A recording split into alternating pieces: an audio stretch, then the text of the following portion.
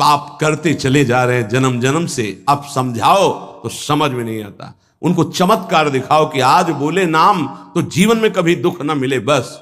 और जो कमा के रखा है उसको कौन भोगेगा? अवश्यमेव भोक्तव्यम कृतम कर्म शुभाशुभम। तुम्हारे जपने ना जपने से प्रभु में कोई फर्क नहीं पड़ता, तुम में फर्क पड़ जाएगा। अगर भगवत विमुख हुए तो यह भी जन्म नष्ट हो जाएगा, तुम्हारा अहंकार काम नहीं करेगा। अभी मानव देह मिला, कर लो थोड़े दिन अहंकार, इसके बाद पता चल जाएगा।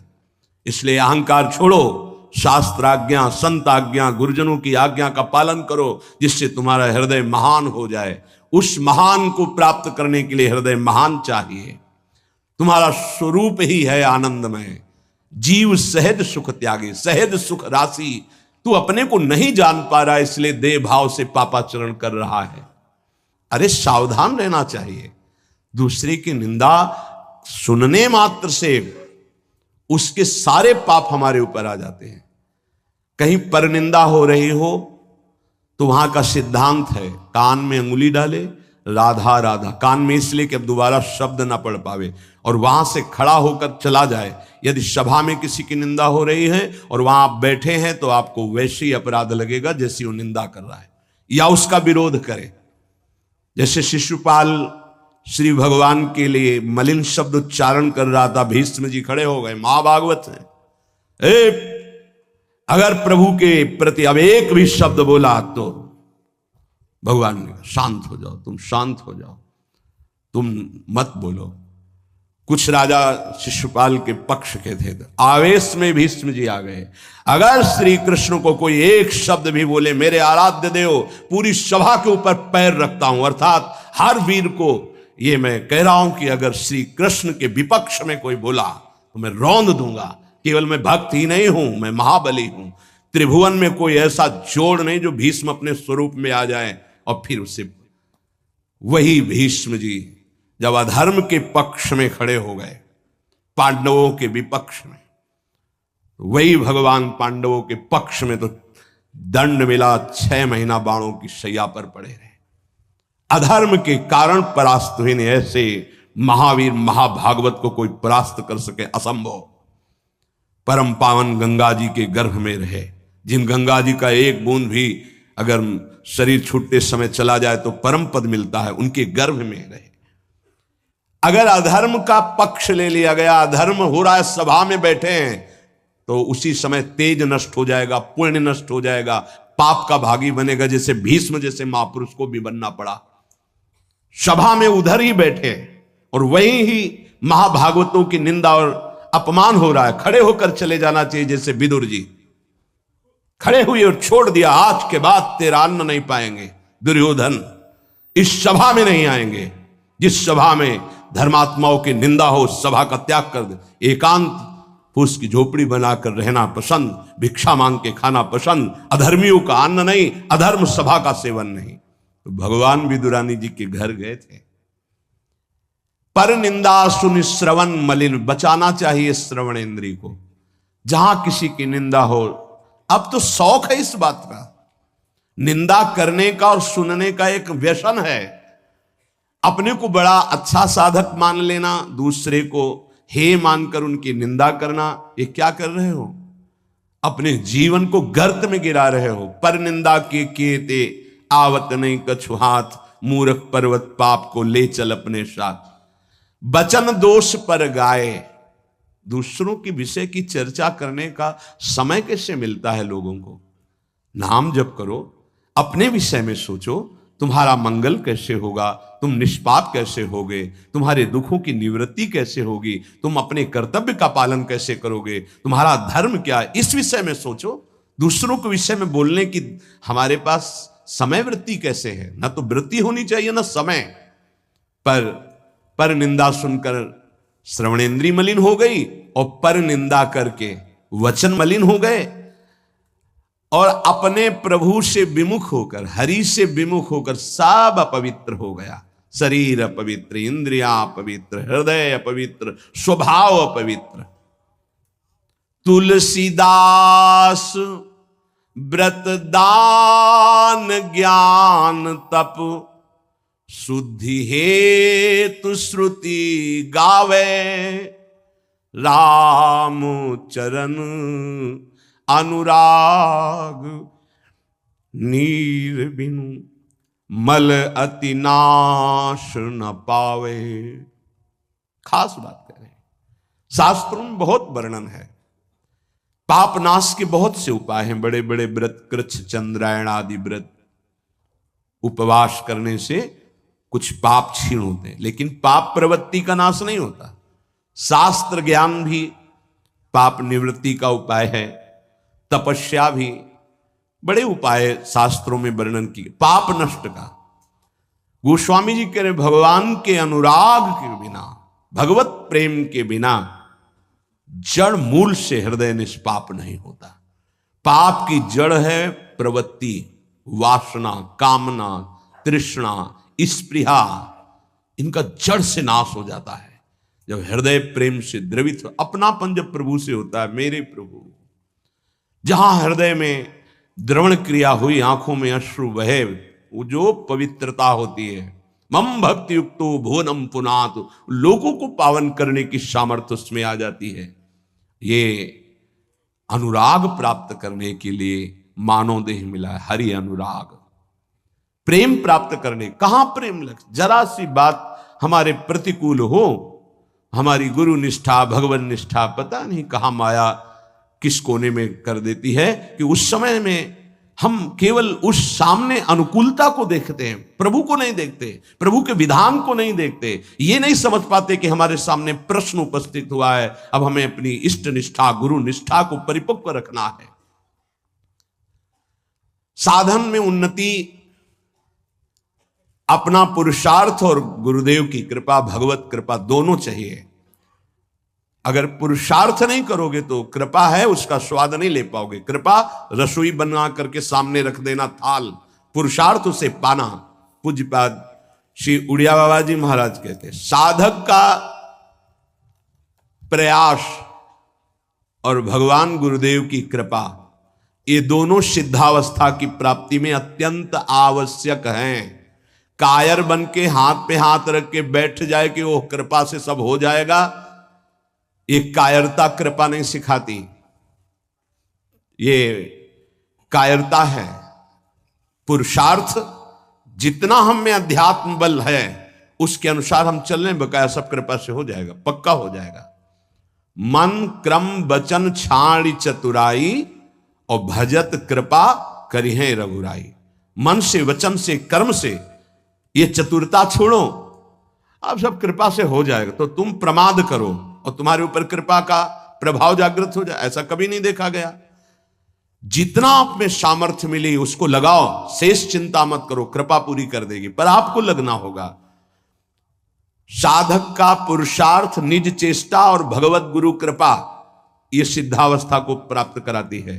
साधक का पुरुषार्थ अगर नहीं लगेगा तो विपरीत दिशा में चला जाएगा, असाधन बनने लगेगा। उपासक गुरु को कभी मनुष्य न समझे, भगवत विग्रह को कभी धातु का न देखे कि पत्थर की मूर्ति है कि अष्ट धातु की है कि ये काहे, ऐसा कभी प्रश्न न करे। इष्ट देव का अवतार होता है अर्चा विग्रह रूप में, अर्चावतार। दो प्रकार से प्राण प्रतिष्ठा होती है, एक होती मंत्रों के द्वारा और एक होती भाव के द्वारा। निरंतर जो मंत्राकार वृत्ति की हुई, भजन में डूबे हुए महापुरुष जब तदात्म वृत्ति से श्री विग्रह की तरफ देख ले, उसी समय हलचल पैदा हो जाएगी, प्राण प्रतिष्ठा हो गई। छाती से लगा लिया, प्राण प्रतिष्ठा हो गई। मंत्रों का एक अनुष्ठान वैदिक सिद्धांत से और एक है भाव सिद्धांत। धन्ना जाट के भांग के बट्टा में कोई प्राण प्रतिष्ठा मंत्र से नहीं हुई, भाव से भगवान प्रकट हो गए थे। सिलपिल्ले बाई के भाव से भगवान प्रकट। जब हम अपने प्रभु को अपने प्रभु की भावना से, प्यार से देखते हैं तो वहीं प्रकट हो जाते हैं। जैसे खंभा फोड़कर नरसिंह भगवान प्रकट हो गए प्रहलाद जी के लिए, भाव से देखा। नामदेव जी ने तो कुत्ते से भगवान प्रकट हो गए, भाव से देखा। भूत से भगवान प्रकट हो गए। तो फिर श्री विग्रह में भगवान नहीं प्रकट हो जाएंगे जब भक्त भाव से देखेगा। और भाव ना हो तो भगवान में भी भगवान नहीं दिखते। दुर्योधन को कहां दिखते थे? दुर्योधन दुशासन इनको नहीं दिखते थे, भगवान में भी भगवान नहीं दिखते। गुरु को मनुष्य समझना, भगवद विग्रह को धातु या पाषाण का समझना, गुरु मंत्र को साधारण शब्द समझना, चरणोदक को सामान्य जल मानना, भगवत प्रसाद को भोजन मानना, अन्न मानना, साधु की जाति पर दृष्टि रखना, ये उपासक को सावधानी पूर्वक त्याग कर देना चाहिए। ये उपासना के बड़े विघ्न हैं।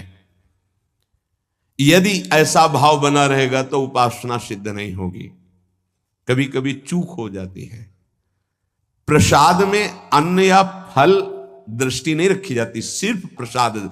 और वैष्णव पद्धति है, प्रसाद का किनका मुख में अगर डाल लिया जाए तो कोई भी व्रत भंग नहीं होता, चाहे निर्जला ही क्यों ना हो।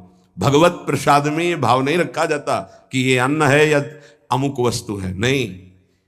प्रसाद में यदि भोजन अन्न वस्तु, आज अन्न है तो कल प्रसाद कैसे हो जाएगा?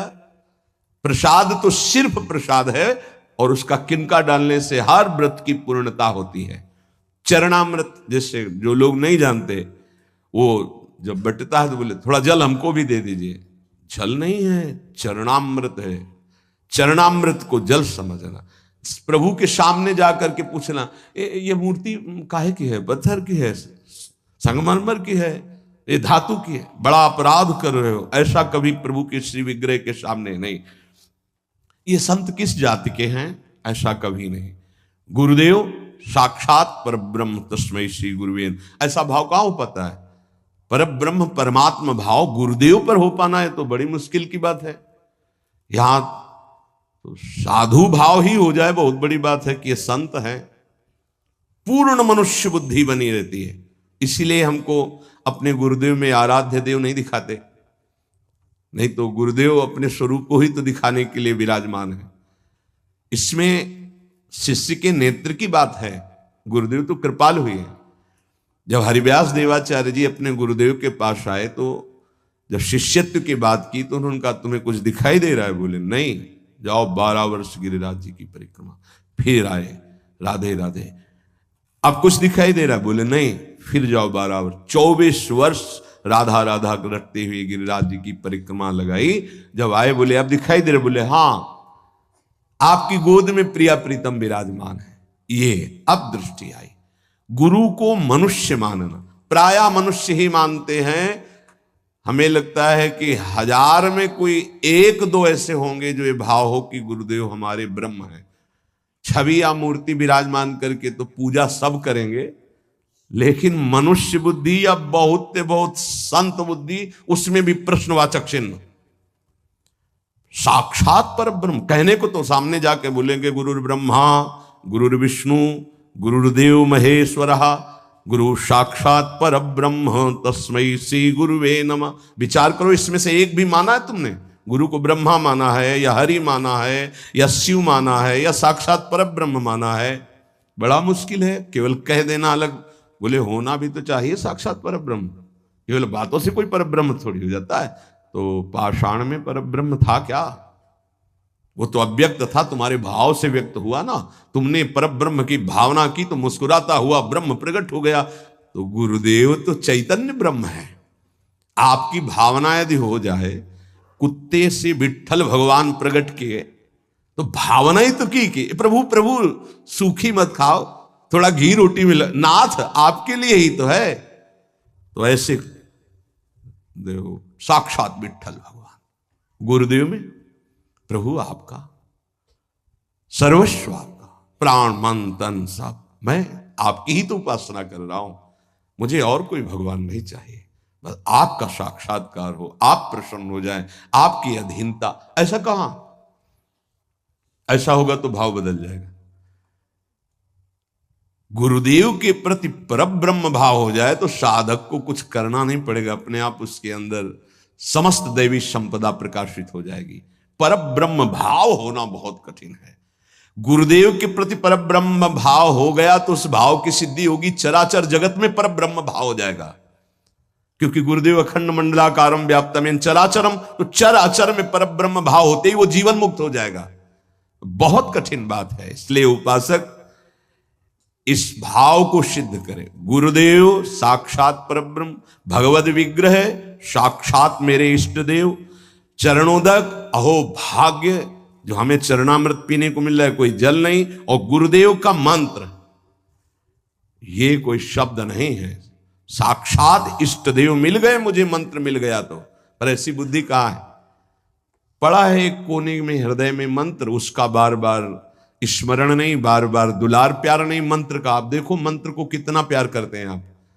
मंत्र का प्यार है बार बार स्मरण करना, दुलार करना, तो उसी का जागरण होगा। तो वही प्रिया प्रीतम निकुंज सब उसी में छुपा है। ये जो मंत्र है ना, इसमें सब कुछ छुपा है। मंत्र की ही व्याख्या चतुरासी जी है, निज मंत्र की व्याख्या चतुरासी जी है। चतुरासी जी की व्याख्या 42 लीला और वृंदावन दास चाचा जितने भी पद गाए सब चतुरासी जी की व्याख्या है, और 84 जी निज मंत्र की व्याख्या है। ये अंदर की बात समझ। मंत्र मिला मतलब पूरे निकुंज की चाबी मिल गई। बीज मंत्र इसी को कहे, इसी से पूरा निकुंज रूपी वृक्ष प्रकाशित हो जाएगा। इष्ट देव में, गुरुदेव में जितना तुम्हारे भाव की कमी रहेगी उतना ही उपासना असफल रहेगी। जब अपने इष्ट देव के पास कोई जाता है, जैसे यहां से कोई बोले कि बरसाने जाए, हे सुनो श्री जी को हमारी भी दंडवत कर, अहो भाग्य आपके कि आप श्री जी के दर्शन करने जा रहे, हमारी दंडवत कह देना, हमारी स्मृति, हमारी भी अर्जी लगा देना।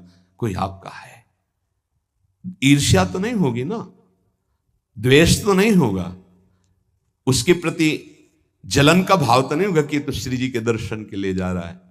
ऐसे ही यदि हमें गुरुदेव से प्रेम है और हमें दिखाई दे रहा कि गुरुदेव इनको ज्यादा प्यार कर रहे हैं, तो हमारा उससे ज्यादा प्यार हो जाएगा। आपके हो भाग्य, कभी हमारी भी स्मृति दिला देना, गुरुदेव को ये प्रदान कर देना। गुरुदेव, उसके अंदर द्वेष तो नहीं आएगा, जलन तो नहीं आएगी। जब मनुष्य बुद्धि होगी तब जलन होने लगेगी, तब ईर्ष्या जागृत हो जाएगी।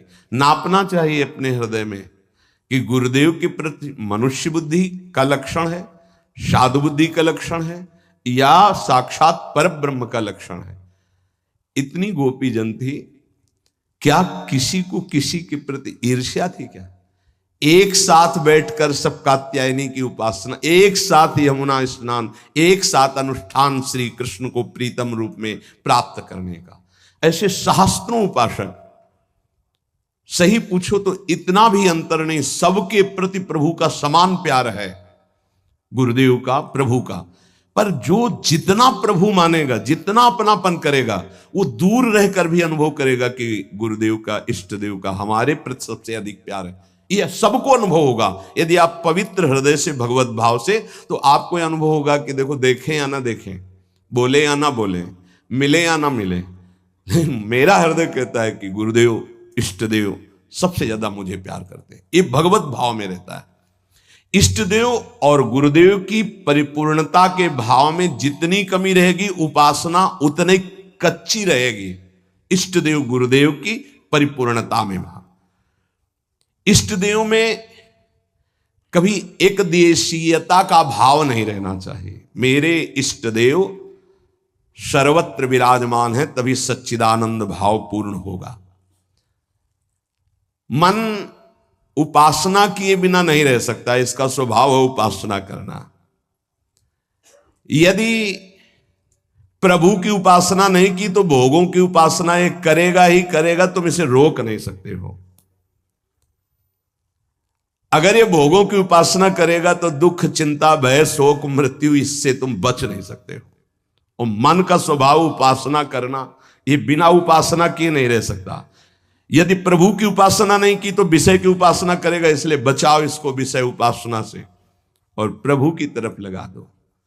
तो बोले, ये जानते हुए कि ये विषय उपासना पाप कराएगी, फिर भी हम इसे क्यों नहीं रोक पाते? तो श्री भगवान कह रहे हैं कि तुम्हारा ज्ञान 3 तरह से ढक गया।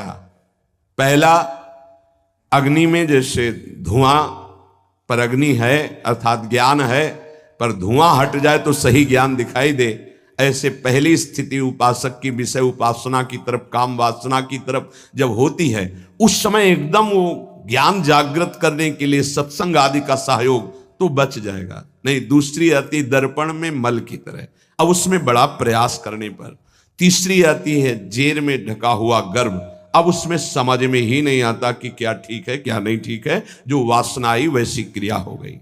आवृतम ज्ञान में तेनो ज्ञानिनो नित्य वैरिणा काम रूपेण कौन्तेय दुष्पूरेणानलेन च। हे कुंती नंदन, ये काम अग्नि है, ये कभी तृप्त होने वाला नहीं है। जैसे अग्नि में धीरे धीरे घी डालो तो भड़केगी, वो शांत नहीं होगी। ये ज्ञानियों का बहुत बड़ा दुश्मन है, तो अज्ञानियों का मित्र है। काम से ही तो सुख का अनुभव करते हैं। संसार में शास्त्रों की संख्या में केवल काम सुख के लिए ही सारा चिंतन है। देख लो, हमें पढ़ना लिखना है, खूब रुपया कमाना है, अपनी कामनाओं की पूर्ति करनी। काम का सीधा तात्पर्य केवल एक ही इंद्रिय से नहीं, सर्वेंद्रियों के भोग से है। अगर ये दुश्मन है तो किनका है? जो इस संसार रूपी महान दुखालय से मुक्त होना चाहते हैं। वैसे है तो दुश्मन उनका भी, क्योंकि दुख शोक चिंता भय पाप आचरण कराता है, पर वो मित्र मानते हैं, इसी से वो सुखी होना चाहते हैं। ज्ञानिनो नित्य बैरिणा, ज्ञानियों का यह दुश्मन है। तो कोई ऐसा न समझ ले कि ज्ञानियों को भी काम परास्त करता है क्या। तो यहां ज्ञानी शब्द शास्त्र ज्ञानी से, ब्रह्मबोध से नहीं है। ब्रह्मबोध संपन्न महापुरुष के हृदय में नहीं स्वात्मा रामम विषय मृग तृष्णाम भ्रमयति, भ्रम पैदा ही नहीं कर सकती माया। जहां आता है जो ज्ञानिन कर चिता परई बरियाई विमोह बस करई, वो शास्त्र ज्ञानी, ब्रह्मबोध संपन्न महापुरुष नहीं। वहां गुंजाइश ही नहीं है। जैसे भगवत प्रेमी महात्मा नहीं, अभी वैदिक भक्ति गौड़ी भक्ति तक हो सकता है, लेकिन अनुराग, जहां अनुरागात्मिका भक्ति जागृत हुई, प्रेम लक्षणा भक्ति, वहां प्रवेश नहीं किसी विकार का। ऐसे ही शास्त्र ज्ञान साधना तक हो सकता है काम का प्रभाव, लेकिन ब्रह्मबोध संपन्न महापुरुष के हृदय में नहीं। ऊसर बरसई तृण नहीं जामा, संत हृदय जिम उपज न कामा। भगवान कह रहे हैं दुष्पूरेणा नलेन च, ये कभी पूर्णता नहीं होती काम में। अग्नि में घी की आहुति सुहाती सुहाती डाली जाए तो कभी वो बुझेगी नहीं, बढ़ती चली जाएगी। ऐसे ही कुछ लोग सिद्धांत कहते हैं भोग से योग। भाई शास्त्र तो आज्ञा नहीं करता ऐसा। न जातु कामः कामानाम उपभोगेन साम्यति हविषा कृष्ण वर्तमेव भूय एवाभिवर्धते। कभी काम भोग से कामनाओं की शांति नहीं होती और बढ़ती है जैसे आग में घी डालने से। कलयुग है, बड़े सिद्धांत चलेंगे। कलयुग में शास्त्र विरुद्ध आचरणों की बाढ़ आ जाएगी। शास्त्र सम्मत चलो, परिपक्व अवस्था आएगी तो सिद्ध हो जाओगे। सिद्धों का नाटक न करे, नहीं तो माया जब अपना नाटक खड़े करेगी तो आप टिक नहीं पाओगे। और जो सिद्ध हैं उनके आगे से लजाकर भाग जाती माया, अपना कोई प्रभाव नहीं दिखा पाती। नाटक मत करो, ईश्वर की माया बड़ी प्रबल है, डरते रहो। जब परिपक्व अवस्था आ जाएगी तो भ्रम ही खत्म हो जाएगा। आजकल नए नए सिद्धांत बनाए जाते, नई नई बातें प्रकट की जाती हैं। ये समझ में नहीं आता कि शास्त्र सम्मत आचरण करने वाला महापुरुष ही सिद्ध होता है, शास्त्र विरुद्ध आचरण करने वाला नहीं। जिस समय माया ये देखेगी कि तुम मायापति के भी ऊपर सिद्ध हो गए हो, फिर वो जब प्रश्नवाचक चिन्ह खड़ा करेगी तो फिर नहीं निकल पाओगे। यहां बड़े बड़े झुक के निकले हैं, कोई भी हो। इसलिए हर उपासक से प्रार्थना है कि दंभ नाटक पाखंड न किया जाए। धैर्य पूर्वक चलोगे तो सिद्ध हो जाओगे। तुम्हारा जन्म ही हुआ है सिद्ध होने के लिए। कभी भोगों से योग की प्राप्ति नहीं होती। जगत गुरु भगवान श्री कृष्ण से बढ़कर कोई ज्ञानी नहीं है। त्यागात शांतिरनंतरम भगवान के शब्द हैं, और ये भी भगवान के शब्द हैं। और लोगों का मन यही चाहता है कि कोई ऐसा मार्ग मिले जिससे मनमानी भोग भोगने को मिले और योग भी हो जाए। फिर क्या है, फिर तो भीड़ वही लगेगी जहां भोग से योग है। भोग त्याग से योग, उसमें तो कोई बिरला। कोई एक पाव भगत जी में मोरी। आज शास्त्र की मर्यादा को ही नहीं समझा जाता है। जो जितना मन, फिर अंत में बड़ी दुर्गति होती है। मनमानी आचरण करने वाले की अंत में बड़ी दुर्गति होती है। इसलिए सावधान, तस्मात् शास्त्रम प्रमाण। आज तक ऐसा कोई सिद्ध महापुरुष नहीं हुआ जो शास्त्र मर्यादा के विपरीत आचरण सिद्ध होके करता हो।